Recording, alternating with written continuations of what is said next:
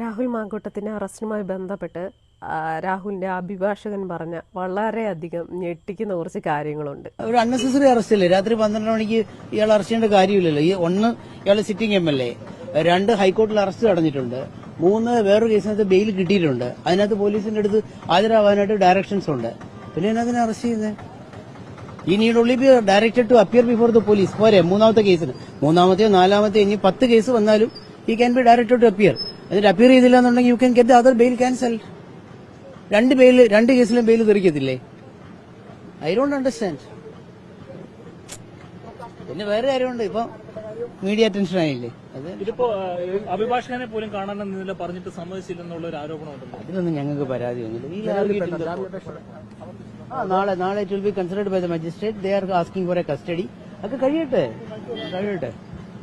Because ഒരു arrest or remand is not the end of the road. ഇതെല്ലാം കാര്യങ്ങളുണ്ട് ഒരു കേസിനതിൽ. ഈ റിമാൻഡ് നൽകിക്കൊണ്ടുള്ള കോടതിയുടെ നിരീക്ഷണങ്ങൾ എന്തൊക്കെയായിരുന്നു? ഒന്നുമില്ല, ordinary remand. What is there in that? Non bailable cognizable offence. Magistrate cannot grant bail in this case. Sessions of therefore she posted the bail application for hearing tomorrow. And our charge magistrate ആണ്. Tomorrow the jurisdictional magistrate will hear the bail application.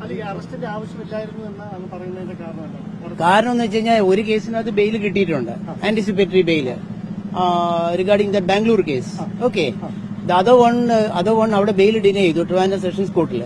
അത് ഹൈക്കോർട്ടിൽ അത് arrest തടഞ്ഞിട്ടുണ്ട്. Bail കിട്ടിയ കേസിനകത്തും arrest തടഞ്ഞ കേസിനകത്ത് he's under the jurisdiction the supervision of the police. അപ്പൊ മറ്റേതിനകത്ത് conditions ഉണ്ട്. ഏത്? പോലീസിന് മുമ്പ് ഹാജരാവണമെന്നുള്ള കണ്ടീഷൻസ് ഉണ്ട്.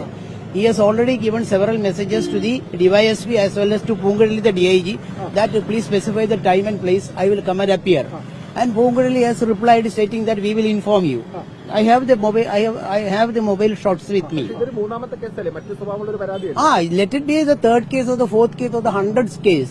He can be asked to appear. If he does not appear, get the other 2 bail cancel. അതുപോലെ അപ്പൊ പിന്നെ 3 കേസിന് അത് പോകത്തില്ലേ?